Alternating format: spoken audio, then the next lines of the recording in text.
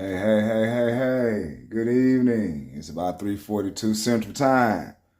You already know up in Gotham City. What it do? This is the one and only Azakar, bringing flame, homie.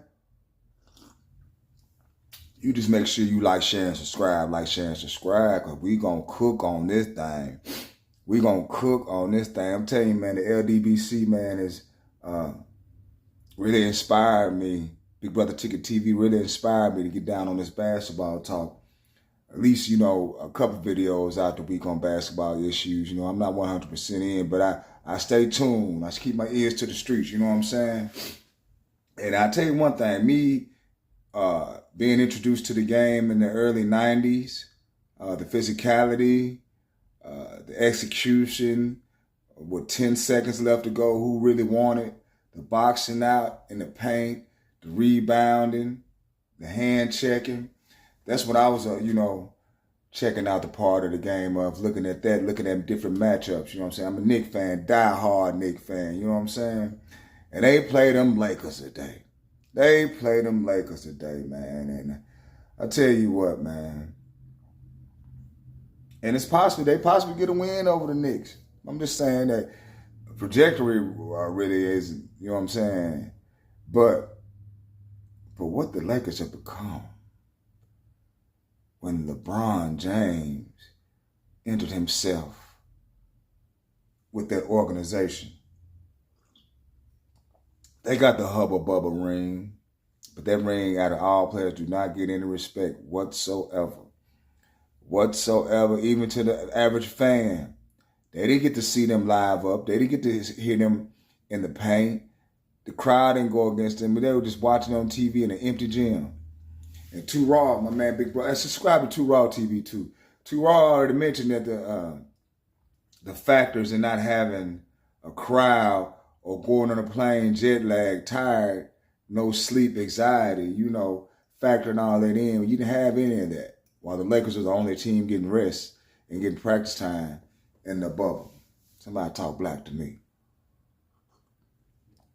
Well, Adam Silver let LeBron James get a hold on this league. And the league's not been the same whatsoever, man. Y'all already know Bean won't be going for this. He won't be co-signing for this whatsoever, man. And the Lakers, I'm a Knicks fan. But I'm well aware of what the Lakers organization stood for and stand for. And what they stand for right now is not what it is. It's not what it is. And, LeBron got his son on the team. And, oh, my God, his son is, oh, my God, feces water, man. I'm telling you, it ain't it. He ain't it. Dude ain't even averaging a point. And you should hear the standing ovation he got, man. And then when you be critical, especially if you're in the media, towards the so-called king, oh, he got Hitman. And it's true, he got Hitman coming for the channel too. All that. So sit back, go get your popcorn, get your baseball bat. We got some audio we finna play. And I got this from Dreamers Pro. Make sure you subscribe to Dreamers Pro channel, man. Basketball talk is very, very... It's important. It's vital to the real fan of basketball. Really, and real basketball fans not even watching the damn game. And the Knicks got a good team, but it's hard for me to watch it because of how the NBA is. God, they just cater to one team. But man, check this out. When Stephen A. went in on LeBron's, basically, it's really giving him advice on being a good father. I won't want my child out there struggling like that, man. Listen, I'm a bad motherfucker when it comes to being in the warehouse, right? But I'm not going to go in the warehouse telling everybody my son better than everybody up in this mug. And then he come in that mug, can't even add or get things right, fucking up everywhere. You know what I'm saying? How would that make me look if it seemed like I'd be forcing something? And I wouldn't want to force that on my child if that's not his comfortable settings. You know what I'm saying? So we got some audio with Stephen A. Smith. He was getting calls for being critical, analyzing LeBron James and Bronny's situation and inserting him in the Lakers organization. He just being critical. We can't be a journalist and be critical. I guess not when you got these baby boys behind the scene pushing remote control power. So therefore, any further ado, we finna get to this right here. We finna cook. We finna sizzle lean. Let's get this thing started, baby. You know, I was on First Take, my day job. Oh, you gotta excuse me. I dropped my phone, so I have to edit the video. So let's get right back to it again. You know, I was on First Take, my day job on ESPN earlier this morning, and I spoke about this, and I felt the need to elaborate even further because a couple of people text me and pissed me off, and they know who they are. People close to LeBron James talking to me about questioning him as a father. Come on, y'all. I mean, it's got to a point where this LeBron sensitivity is just beyond the pale. You call him the second best player in the history of the game, you're insulting him because you said he's not the GOAT. You're saying that at age 40, we've never seen anybody do what he does, but pointing out at times how he may not have hustled back on defense in a key pivotal moment, and that's a problem. You give him all the praise in the world when he drops. Shout out to Angry Old Hoops. He always put that on he always put that on putting it out there too. Angry Old Hoops. He magnified it all the time about LeBron not getting back on defense. I mean, it is what it is, y'all. The proof's in the pudding. Is right there. It's right there. 40, but he has a bad night, and you say he had a bad night, and you're hating. It's ridiculous.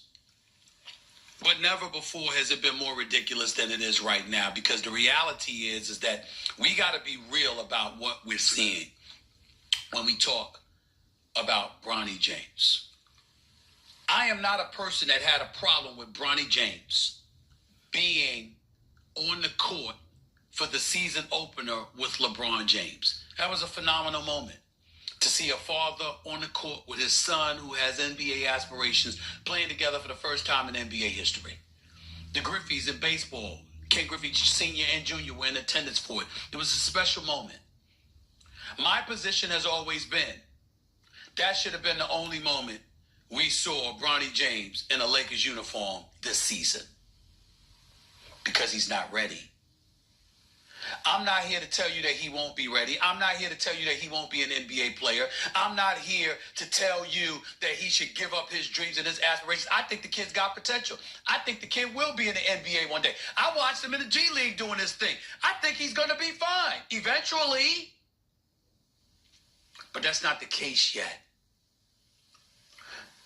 And because it's not the case yet, and then you see some of these numbers, I do find myself looking at LeBron James instead of Bronny James, because LeBron is the basketball savant. LeBron is one of the top two greatest players in the history of the game. LeBron has forgotten more basketball than most people would know. So no matter what we think about Bronny, he knows more. But you see what you see. Bronny James has played in 13 NBA games. Ladies and gentlemen, he's averaging 0.3 points, 0.3 assists, and 0.4 rebounds. He shot 1 for 16 from the field in his NBA career and 0 for 7 from three-point range.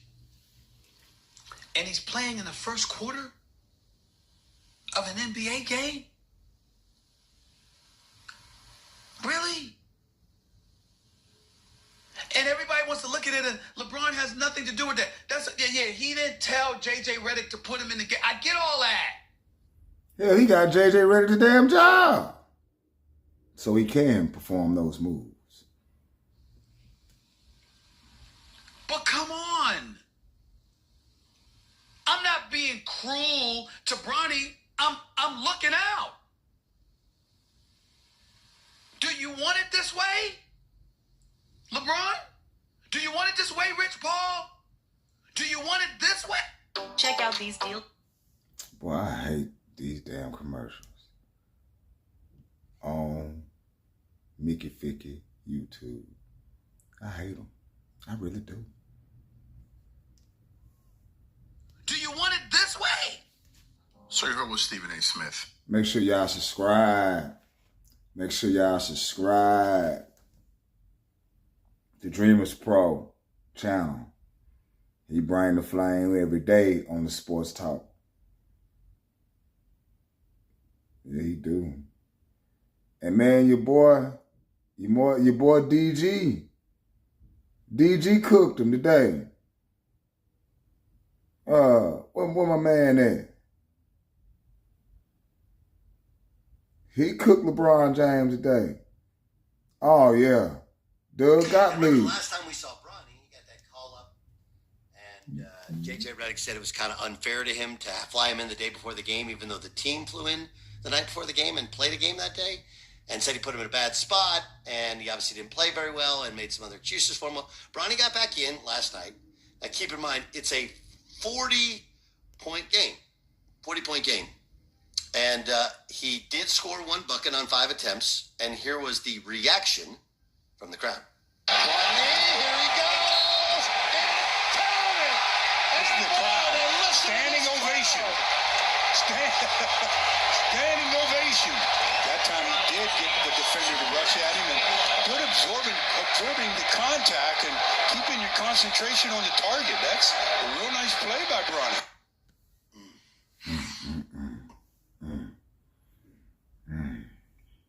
God damn, boy. Is this what we came to for basketball now, man? And I was garbage out there, man. I was garbage out there back in my day. But I know I was way better than dude. Oh, man, I know I was way better. I came to play better. I know I did. And I ain't even play no liquor basketball. I learned from motherfuckers on the street. My problem, I was just too wild. My big brother Tony had to calm me down. But this is what we came to now. This is what we came to now. Timberland and Elgin Baylor, and you're like, oh my, what am I doing here? And you realize, like, this place is different. This is the LA Lakers. And then in their practice facility, you look up and back then it was, Mitch Kupchak's office had all of the trophies that they had won in the window of the office, which overlooked you. Like, that's what we play for. And now you have this, which is frankly being patronized. People standing up and chanting MVP. Like, it's a punchline to a joke, and it sucks for the kid. And, like, look, I get it. I'm a dad. My son's struggling in hoops. He's a late bloomer. He's, there's some motivation stuff that you want. Like, you want the world for him. But forcing it is just... And you can be a great dad. This is not taking away from, like, people say, well, he's a great dad. He's never been in trouble. He's always there for his son. He is. Those are wonderful attributes.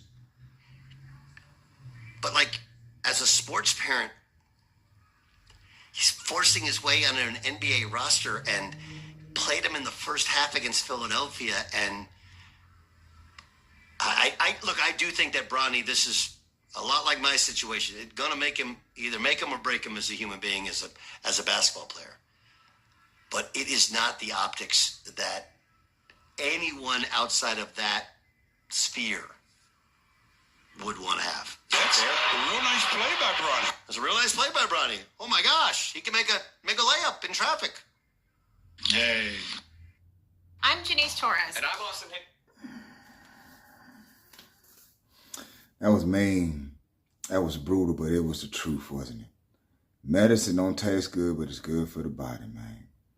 Woo! Lord have mercy. Man, this is your boy Moose. Do me a favor, leave me some comments, positive, negative, I don't care. But make sure you share this video, because boy, this is a trip. This is a trip. I gotta think I'm gonna kick out some more videos today. I ain't got nothing to do, so it is what it is. I'll be back shortly. Peace.